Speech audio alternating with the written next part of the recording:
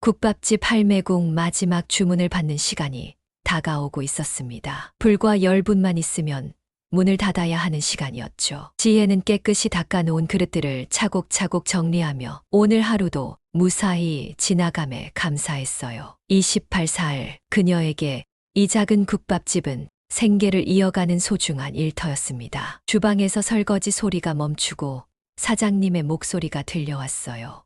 지혜야, 나 먼저 들어간다. 마무리 좀 부탁할게. 지혜는 고개를 끄덕이며 환하게 웃었습니다. 매일 반복되는 일상이었지만 그녀는 불평하지 않았어요. 언젠가 자신만의 작은 가게를 갖는 꿈을 품고 있었거든요. 하지만 현실은 녹록지 않았습니다. 월급은 적고 삶은 팍팍했죠. 그렇게 가게 문을 닫으려는 찰나 문이 살짝 열리며 찬바람이 들어왔어요. 저기, 아직 주문할 수 있을까요? 낮은 목소리로 말하는 할머니였습니다. 지혜는 시계를 흘끗 바라봤어요. 닫을 시간이 이미 지났지만 할머니의 주름진 얼굴에서 느껴지는 외로움이 그녀의 마음을 움직였죠. 네, 들어오세요. 아직 주방에 불이 꺼지지 않았으니까요. 할머니는 입가에 미소를 지으며 안으로 들어왔습니다. 구석진 자리, 창가에 앉아 소박하게 국밥 한 그릇을 주문했어요. 지혜는 주방으로 가서 직접 국을 끓이고 정성껏 그릇에 담았습니다. 할머니에게 내어주며 따뜻한 미소를 건넸죠. 많이 추웠죠. 따뜻하게 드세요. 할머니는 천천히, 아주 천천히 국밥을 먹기 시작했어요. 마치 시간이 멈춘 것처럼 그릇 속 국물 한 방울, 밥알 하나까지 소중히 여기며 식사했습니다. 지혜는 가게를 정리하며 가끔 할머니를 흘낏 바라봤어요. 무슨 사연이 있는 걸까? 이렇게 늦은 시간에 혼자 국밥을 먹으러 오다니. 할머니의 옷은 소박했지만 깨끗했고 손은 거칠었지만 품위가 느껴졌습니다. 시간이 흘러 할머니가 마지막 숟가락을 내려놓았어요. 지혜는 그릇을 치우려 다가갔지만 할머니가 그녀의 손을 잡았습니다. 고마워요, 아가씨. 오늘 정말 맛있게 먹었어요. 내일도 올 수 있을까요? 지혜는 잠시 망설였지만 곧 고개를 끄덕였어요. 네, 물론이죠. 언제든 오세요. 이것이 시작이었습니다. 매일 밤 가게가 문을 닫을 무렵 할머니는 어김없이 찾아왔어요. 늘 같은 자리에 앉아 같은 국밥을 시키고 같은 말을 남겼습니다. 내일도 올 수 있을까요? 이틀이 지나고 3일이 지나고 한 달이 흘렀습니다. 할머니의 방문은 지혜의 일상이 되었어요. 처음엔 늦은 시간에 찾아오는 할머니가 부담스럽기도 했지만 이제는 그녀를 기다리는 자신을 발견하곤 했죠. 매일 밤 구석진 창가 자리에 앉아 국밥을 먹는 할머니의 모습이 없으면 뭔가 허전한 기분마저 들었습니다. 오늘도 오실 거예요. 그 할머니, 주방장 최 씨가 물었어요. 지혜는 고개를 끄덕이며 시계를 보았습니다. 8시 55분. 할머니가 오실 시간이 다가오고 있었죠. 그 할머니, 뭔가 사연이 있어 보여. 항상 똑같은 시간에 와서 똑같은 자리에 앉고 최 씨의 말에 지혜도 고개를 끄덕였어요. 나도 궁금해요. 근데 여쭤보기가 좀 그래서요. 그때 문이 열리며 찬바람이 들어왔습니다. 지혜는 반사적으로 미소를 지으며 고개를 들었어요. 역시 할머니였죠. 오늘도 낡은 회색 코트를 입고 작은 손가방을 들고 있었습니다. 어서 오세요. 지혜가 반갑게 인사했어요. 할머니는 미소로 답하며 늘 앉던 자리로 향했습니다. 지혜는 이미 준비해둔 국밥을 가져왔어요. 오늘은 조금 특별하게 깍두기도 추가했죠. 이건 서비스예요. 오늘 날씨가 많이 추워서. 할머니의 눈가에 주름이 깊게 패이며 미소가 번졌습니다. 고마워요, 아가씨. 정말 친절하시네요. 지혜는 할머니가 식사하는 동안 자주 물을 채워주고 따뜻한 차도 내어드렸어요. 매일 보는 손님이지만 할머니에 대해 아는 것은 거의 없었습니다. 어디 사는지, 가족은 있는지. 할머니는 자신에 대해 그 어떤 것도 말하지 않았죠. 가끔 지혜는 할머니가 식사하는 모습을 유심히 관찰했습니다. 그릇에 남은 국물 한 방울까지 아껴 먹는 모습이 마음을 아프게 했어요. 혹시 형편이 많이 어려우신 걸까 하는 생각도 들었죠. 하지만 할머니의 품위 있는 자세와 깔끔한 옷차림은 단순히 가난하다고 보기엔 뭔가 달랐습니다. 할머니, 혹시 지혜가 용기를 내어 물었어요. 매일 이렇게 늦게 식사하시는 이유가 있으신가요? 할머니는 숟가락을 내려놓고 잠시 생각에 잠겼습니다. 그리고는 창밖을 바라보며 말했어요. 집에 가기 싫을 때가 있지. 아무도 없는 집으로 돌아가는 건 생각보다 힘든 일이란다. 지혜는 할머니의 말에 가슴이 아려왔습니다. 그 짧은 한마디에 할머니의 외로움이 고스란히 담겨 있었죠. 그 후로 지혜는 할머니가 오는 시간을 더욱 소중히 여겼어요. 단순한 손님이 아닌 누군가의 하루를 따뜻하게 마무리해주는 일을 하고 있다는 생각이 들었습니다. 그렇게 또 한 달이 지났어요. 할머니는 매일 밤 어김없이 찾아왔고 지혜는 그녀를 위해 항상 자리를 비워두었습니다. 그리고 언제나처럼 할머니는 떠나기 전 같은 질문을 했어요. 내일도 올 수 있을까요? 지혜는 밝게 웃으며 대답했습니다. 네, 할머니. 기다릴게요. 하지만 다음 날 할머니는 오지 않았어요. 시계 바늘이 9시를 가리켰습니다. 지혜는 불안한 눈길로 문을 바라보았어요. 할머니는 항상 8시 55분, 늦어도 9시 전에는 도착했거든요. 하지만 오늘은 어째서인지 오지 않았습니다. 혹시 다른 곳에 가셨나? 지혜는 중얼거렸어요. 최 씨가 주방에서 나오며 물었습니다. 아직도 안 오셨어? 지혜는 고개를 저었어요. 네, 이상해요. 할머니가 한 번도 빠진 적이 없었는데 몸이 좀 안 좋으신가 보지. 나이가 있으신데, 최 씨가 말했죠. 지혜는 그래도 조금 더 기다려보기로 했습니다. 문을 닫을 시간이 훌쩍 지났지만 할머니를 위해 불을 끄지 않았어요. 마침내 시계가 10시를 가리켰을 때 지혜는 마음을 접고 가게 문을 닫았습니다. 내일은 오시겠지. 하지만 그 다음 날도 할머니는 나타나지 않았어요. 지혜의 불안감은 점점 커져갔습니다. 어쩌면 정말 큰 병이 났을지도 모른다는 생각이 들었죠. 할머니가 오던 시간이면 자꾸만 창가 자리를 바라보게 되었습니다. 빈자리가 왠지 더 쓸쓸해 보였어요. 닷새째 되는 날, 지혜는 결심했습니다. 할머니가 어디 사시는지 알아봐야겠어요. 근데 어떻게 찾을 거야? 최 씨가 물었어요. 할머니 성함도 모르잖아. 지혜는 잠시 생각에 잠겼다가 눈을 반짝였습니다. 그래도 방법이 있을 거예요. 이 동네 노인정에 물어보면 혹시 아실지도 모르죠. 퇴근 후 지혜는 인근 노인정을 찾아갔어요. 회색 코트를 입고 매일 밤 국밥집에 오시는 할머니를 아느냐고 물었지만 아는 사람이 없었습니다. 다음 날은 인근 약국에, 그 다음 날은 동네 슈퍼에 물어보았죠. 하지만 모두 고개를 저었어요. 일주일이 지났습니다. 지혜는 포기하려던 참이었어요. 그날도 가게 문을 닫으려는 찰나 한 중년 남성이 들어왔습니다. 저기요. 혹시 여기 매일 밤 국밥 드시러 오시는 할머니 아세요? 지혜의 눈이 커졌어요. 네, 할머니 아세요? 남자는 고개를 끄덕였습니다. 제가 이 근처 편의점에서 일하는데 할머니가 가끔 오셨거든요. 지난번에 할머니가 국밥집 얘기를 하시더라고요. 혹시 이 집인가 싶어서. 지혜는 급하게 물었어요. 할머니 지금 어디 계신지 아세요? 남자의 표정이 어두워졌습니다. 할머니가 병원에 입원하셨어요.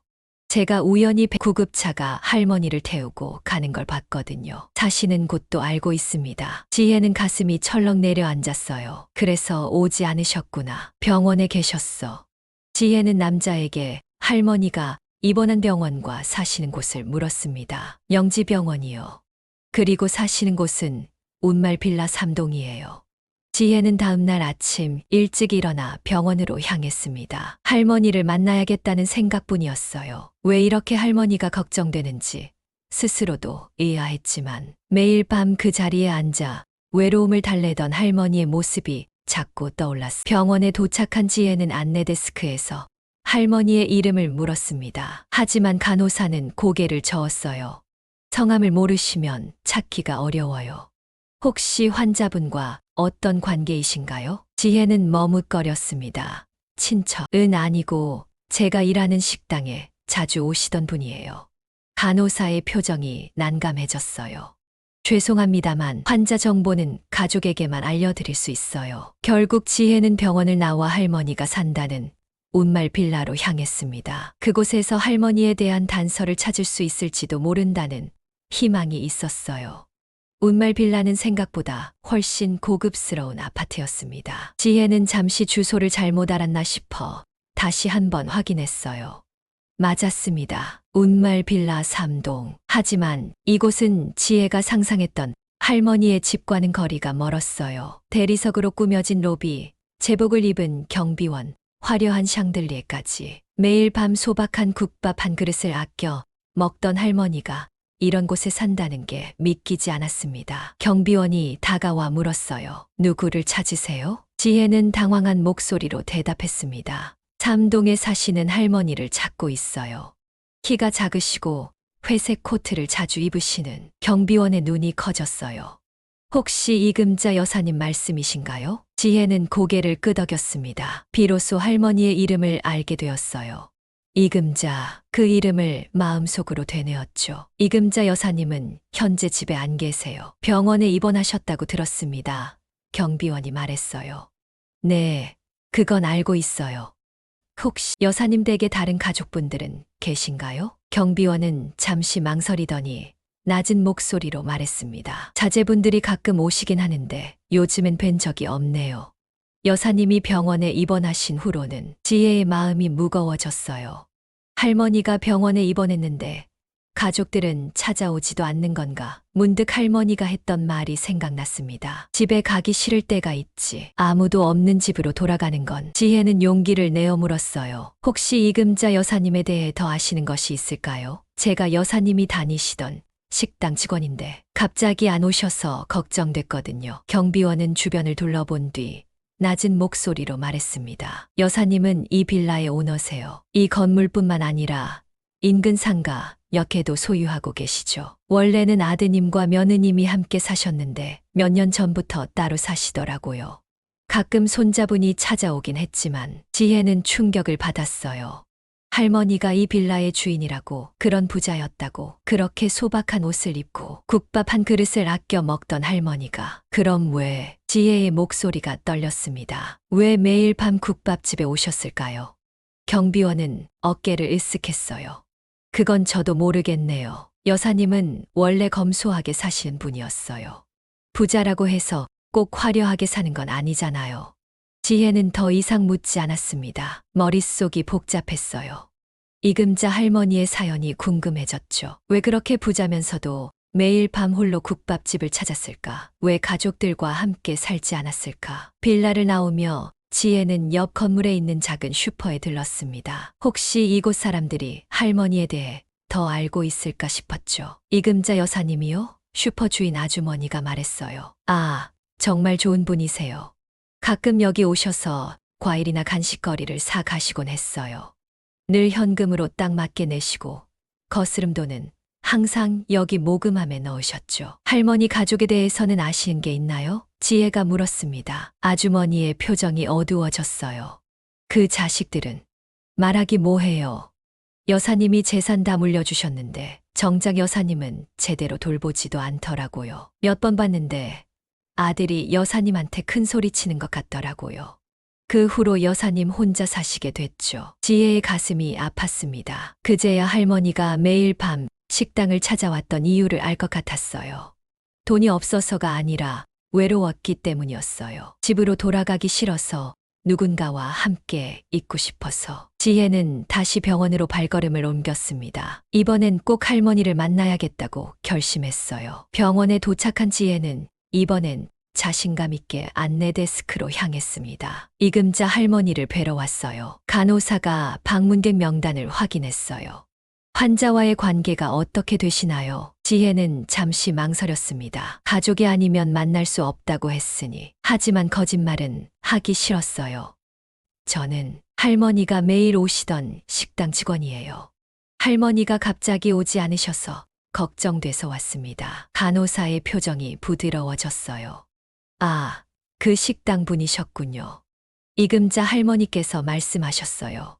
국밥집 직원이 오면 만나게 해달라고. 지혜는 놀랐습니다. 할머니가 자신을 기다리고 있었다니 가슴이 따뜻해졌어요.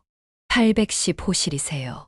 엘리베이터 타고 8층에서 내리시면 됩니다. 감사 인사를 전하고 엘리베이터로 향하는 지혜의 발걸음이 가벼웠어요. 하지만 병실 문 앞에 서자 갑자기 긴장되었습니다. 문을 두드릴까 말까 망설이는데 안에서 목소리가 들렸어요. 들어오세요. 조심스레 문을 열자 병실 안이 보였습니다. 창가에 놓인 침대에 할머니가 누워 계셨어요. 평소보다 훨씬 더 작아 보였습니다. 얼굴은 창백했지만 지혜를 보자 눈빛이 반짝였어요. 와줬구나, 아가씨. 지혜는 침대 옆으로 다가갔습니다. 할머니 괜찮으세요? 갑자기 안 오시길래 정말 걱정했어요. 할머니는 힘없이 웃었어요. 미안하구나. 갑자기 쓰러져서. 예고도 없이 못 간다고 말도 못했네. 지혜는 할머니의 마른 손을 조심스레 잡았습니다. 그 손이 얼마나 차갑고 연약한지 느끼며 마음이 아팠어요. 괜찮아요.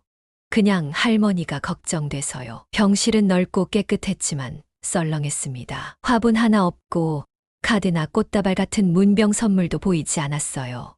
창가에 놓인 작은 가방만이 할머니의 소듯했죠. 가족분들은 안 오셨어요? 지혜가 조심스레 물었습니다. 할머니의 눈빛이 잠시 흐려졌어요. 아들이 한 번 왔다 갔어. 바쁜가 보더라고. 그 말에 지혜는 가슴이 저몄습니다. 할머니의 병실에 아무도 없다는 사실이 너무 슬펐어요. 그렇게 부자인 할머니가 병실에 혼자 누워있다니 제가 알게 됐어요. 할머니, 운말 빌라 주인이시라는 거. 할머니는 놀란 눈으로 지혜를 바라봤습니다. 그리고는 작게 한숨을 내쉬었어요. 그랬구나. 알아버렸네. 왜 말씀 안 하셨어요? 그리고 왜 매일 그렇게 늦게 국밥을 드시러 오셨어요? 할머니는 창밖을 바라보며 잠시 침묵했습니다. 마침내 입을 열었어요. 집이 싫었어. 텅 빈 집에 혼자 있는 게. 그래서 밖에 있고 싶었지. 근데 갈 데가 마땅히 없더라고. 카페는 시끄럽고 음식점은 혼자 가기가 그렇잖아. 그러다 내가 일하는 국밥집을 발견했어. 지혜는 할머니의 말을 가만히 듣고 있었습니다. 할머니의 외로움이 고스란히 전해져 왔어요. 처음엔 그냥 한번 가볼까 했는데 내가 친절하게 대해줬어. 그날 이후로 계속 가고 싶더라고. 따뜻한 국밥도 좋았지만 사실은 내가 반겨주는 게 좋았어. 지혜의 눈시울이 붉어졌습니다. 그동안 단순히 단골 손님이라고만 생각했던 할머니의 마음을 이제야 알게 됐어요. 할머니, 저도 할머니가 오시는 시간이 기다려졌어요. 할머니의 입가에 옅은 미소가 번졌습니다. 그랬니? 이렇게 늙으니까 귀찮지 않았어. 지혜는 고개를 저었어요. 전혀요. 오히려 할머니가 안 오시니까 허전했어요. 두 사람은 한동안 이야기를 나눴습니다. 할머니는 젊었을 때 이야기, 남편과의 추억, 사업을 일구며 겪었던 어려움을 들려주셨어요. 그리고 자식들에게 재산을 물려준 뒤 겪었던 서운함도 조금씩 털어놓았습니다. 시간이 흘러 면회 시간이 끝나갈 무렵 지혜는 자리에서 일어났어요. 내일도 올게요. 할머니. 할머니의 눈이 반짝였습니다. 정말이니? 바쁜데 괜찮겠어. 지혜는 확신에 찬 목소리로 대답했어요. 네, 꼭 올게요. 그리고 할머니가 퇴원하시면 또 국밥집에도 와주세요. 할머니는 고개를 끄덕였습니다. 그래, 약속하마. 지혜는 병실을 나서며 다짐했어요. 앞으로는 할머니를 더 챙겨드리리라고. 가족은 아니지만 할머니의 외로움을 조금이나마 덜어드리고 싶었습니다. 그날 이후로 지혜는 매일 퇴근 후 병원으로 향했습니다. 때로는 할머니가 좋아하시는 깍두기를 작은 통에 담아 가져가기도 했고 가끔은 따뜻한 차를 보온병에 담아 가져갔어요. 할머니의 얼굴에 점점 혈색이 돌아오는 것이 보였습니다. 의사 선생님도 할머니의 상태가 좋아지고 있다고 했어요. 이상하게 요 며칠 환자분 상태가 급속도로 좋아지셨어요. 무슨 좋은 일이라도 있으신가 봐요. 의사가 지혜에게 말했죠. 지혜는 그저 미소로 답했습니다. 할머니에게 필요한 건 의학적 치료만이 아니라 누군가의 관심과 사랑이었다는 것을 알게 되었어요. 매일 저녁 지혜는 할머니와 이야기를 나누며 둘 사이에 유대감이 깊어지는 것을 느꼈습니다. 일주일이 지난 어느 날 병실 문을 두드리고 들어선 지혜는 뜻밖의 광경을 목격했어요. 할머니 옆에 중년 남성이 서 있었습니다. 그의 표정은 불편해 보였고 할머니의 얼굴은 굳어 있었어요. 아, 왔구나. 할머니가 지혜를 보자 표정이 밝아졌습니다. 중년 남성은 지혜를 향해 의심스러운 눈길을 보냈어요. 이분이 누구세요? 할머니가 대답했습니다. 내가 자주 가는 국밥집 직원이야. 내가 갑자기 안 가니까 걱정돼서 찾아온 고마운 아이지. 남자의 눈빛이 날카로워졌어요. 어머니, 모르는 사람한테 그렇게 마음을 열면 어떡해요? 요즘 세상이 어떤 세상인데. 지혜는 불편한 마음에 물러서려 했지만 할머니가 그녀의 손을 꼭 잡았습니다. 이 아이는 내가 매일 보는 아이야. 내가 한 달에 한 번 보는 것보다 더 자주 봐. 날카로운 말에 남자의 얼굴이 붉어졌어요. 그는 지혜를 한 번 더 노려보고는 자리를 떠났습니다. 문이 닫히자 할머니가 한숨을 내쉬었어요. 미안하다. 우리 아들이라. 성격이 좀 그래. 지혜는 고개를 저었습니다. 괜찮아요, 할머니. 아드님이 걱정되시는 것 같아요. 할머니의 눈에 씁쓸함이 서렸어요. 걱정이 아니라 돈 걱정이지. 내가 누구한테 재산을 남길까봐 불안한 거야. 그 말에 지혜는 할 말을 잃었습니다. 할머니의 아들이 어머니를 진심으로 걱정하는 게 아니라 재산을 걱정한다니 가슴이 아팠어요. 그래도 할머니한테 아들이 있어서 다행이에요. 지혜가 위로의 말을 건넸지만 할머니는 쓴웃음을 지었습니다. 있으나 마나지. 내가 아플 때도 매일 오는 건 너뿐이었어. 이틀 후 할머니는 퇴원했습니다. 지혜는 할머니를 집까지 모셔다 드리겠다고 했지만 할머니는 고개를 저었어요. 괜찮아. 병원에서 차를 보내준대. 그리고 내일 오후에 시간 있니? 우리 집에 좀 와주렴. 지혜는 약속했습니다. 네, 할머니. 꼭 갈게요. 다음 날 오후 지혜는 약속대로 운말 빌라를 찾았어요. 할머니의 집은 생각했던 것보다 훨씬 소박했습니다. 값비싼 가구는 있었지만 화려하지 않고 정갈했어요. 할머니의 성품이 묻어나는 집이었죠. 와줘서 고마워. 할머니가 차를 내오며 말했습니다. 사실 너한테 할 이야기가 있어서 불렀어. 지혜는 호기심 어린 눈으로 할머니를 바라봤어요. 할머니의 표정이 진지해졌습니다. 나 병원에 있는 동안 많은 생각을 했단다. 내 인생에 대해서, 그리고 앞으로 남은 시간에 대해서. 내가 평생 일해서 모은 재산인데 정작 내 마음대로 쓰지도 못하고 있더라고. 할머니는 깊은 한숨을 내쉬었어요. 아들은 이미 충분히 줬어. 그 아이는 욕심이 많아. 더 줘봤자 행복해지지 않을 거야. 지혜는 가만히 들었습니다. 할머니가 무슨 말씀을 하시려는 건지 짐작이 가지 않았어요. 그래서 결심했어. 내 마음을 따뜻하게 해준 사람에게 보답하려고. 할머니는 서랍에서 봉투 하나를 꺼냈습니다. 이건 내 변호사가 가져온 서류야. 내일 그 사람이 너한테 찾아갈 거야. 지혜는 혼란스러웠어요. 변호사요? 저한테요. 할머니는 미소를 지었습니다. 내가 그 사람한테 부탁해둔 게 있거든. 너무 놀라지 말고 받아들여 주렴. 그날 밤 지혜는 할머니의 말을 곱씹으며 잠이 들지 않았습니다. 무슨 의미였을까? 변호사가 찾아온다는 건. 그리고 다음 날 정장을 차려입은 중년 남성이 국밥집을 찾았어요. 박지혜 씨 맞으시죠? 정장을 입은 남자는 자신을 이금자 여사의 변호사라고 소개했습니다. 지혜는 가슴이 쿵쾅거렸어요. 어제 할머니가 한 말이 머릿속을 맴돌았습니다. 네, 제가 박지혜입니다. 그녀가 긴장된 목소리로 대답했어요. 변호사는 테이블에 서류 가방을 내려놓고 엄숙한 표정으로 말했습니다. 이금자 여사님께서 중요한 서류를 전달해 달라고 하셨습니다. 지혜는 최 씨에게 눈짓을 했고 그는 고개를 끄덕이며 주방으로 들어갔어요. 변호사와 지혜는 구석 테이블에 마주 앉았습니다. 이금자 여사님께서는 최근 본인의 유언장을 수정하셨습니다. 변호사가 차분하게 말했어요. 그리고 특별히 박지혜 씨에게 전하고 싶은 말씀이 있으시다고 했습니다. 변호사는 가방에서 봉투 하나를 꺼냈습니다. 봉투 위에는 지혜의 이름이 할머니의 정갈한 글씨체로 적혀 있었어요. 이건 여사님께서 직접 쓰신 편지입니다. 먼저 읽어보시기 바랍니다. 지혜는 떨리는 손으로 봉투를 받아들었습니다. 조심스럽게 뜯어 안에 편지를 꺼냈어요. 할머니의 필체로 가득한 편지였습니다. 지혜에게 내가 처음 이 국밥집에 들어섰을 때 나는 그저 외로운 노인이었단다. 재산은 많았지만 마음은 가난했지.